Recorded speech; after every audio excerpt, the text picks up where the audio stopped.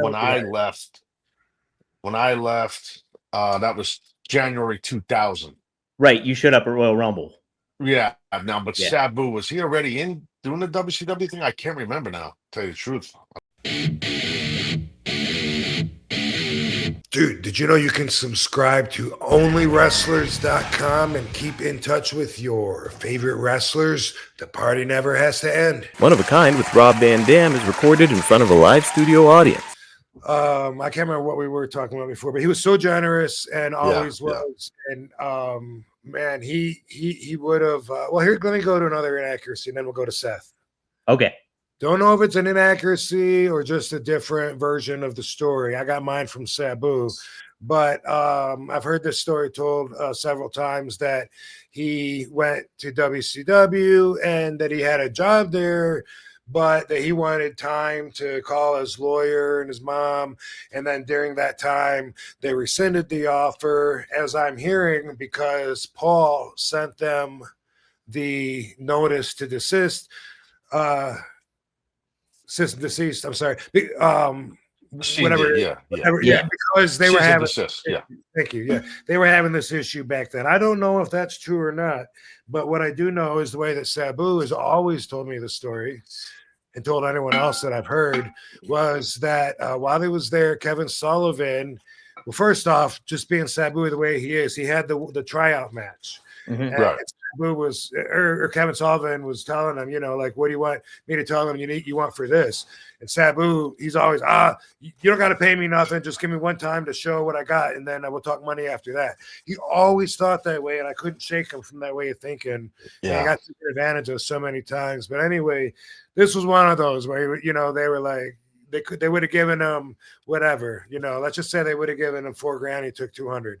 Those aren't the exact numbers, but it was something to where he was like, I don't care. I don't care what the first time's free. You don't have to pay me. And we got to pay you. Did the match. The way Sabu tells it, he got offered the contract. He said that his mom needed him. And he said he dropped everything and went home and went to Michigan without even telling anybody. And he said that's why he lost that contract. Now, they could both be true and chronologically have happened in the order it would take for that to fall out. I don't know. But I just know Sabu's told me that several times. Like his mom, he called home to his mom, and I don't know what the deal was, but he felt like, oh my God, my mom needs me, dropped everything, went to the airport, and that is Sabu. Yeah, that's definitely, I know he was very close with his mom, so that seems on brand. That seems accurate. Yeah. Absolutely. Yeah. So, Rob, this was when, like in 2000, when he was going to go to WCW, or I think it was like later on. I guess so. Yeah. Okay. It was probably 2000 because I'm trying to remember. I'm trying to remember the timeline of it. Yeah. When I left, that was January 2000. Right. You showed up at Royal Rumble. Yeah. Now, but Sabu, was he already in doing the WCW thing? I can't remember now, to tell you the truth. I don't remember. Yeah. So, okay. Well, yeah, it's because there was a lot of talk about that online, and and Paul was doing that.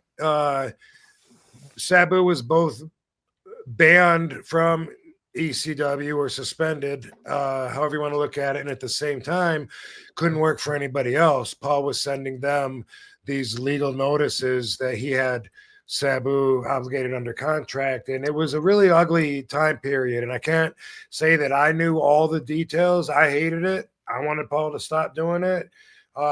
It wasn't my position, obviously. And I missed him being there, of course. You know what I mean? Yeah.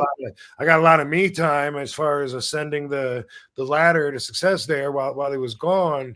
But I would have much rather have had him there, and I hated what was happening to him. Like I felt like Paul was trying to starve him out, but I think that Paul would have rather had the outcome, not Sabu starve and die, but Sabu give in to whatever Paul wanted, which I don't know what that was. Yeah, sure.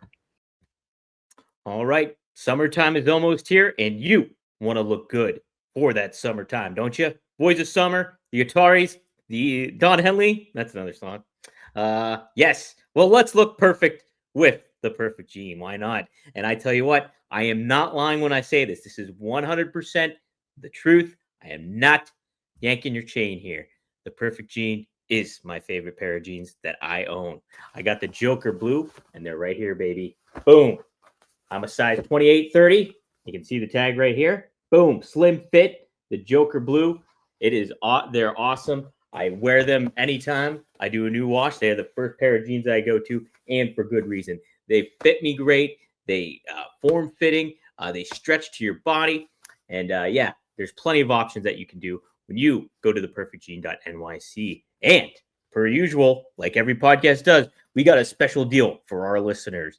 That is, it's finally time to stop crushing your balls in uncomfortable jeans by going to theperfectjean.nyc. Our listeners get 15% off your first order, plus free shipping, free returns, and free exchanges when you use code RVD15 at checkout. That's 15% off your new customers at theperfectjean.nyc with promo code RVD15. After you purchase, they'll ask you where you heard about them. Please support our show and tell them that we sent you. Hey, fuck your khakis and get the perfect jean.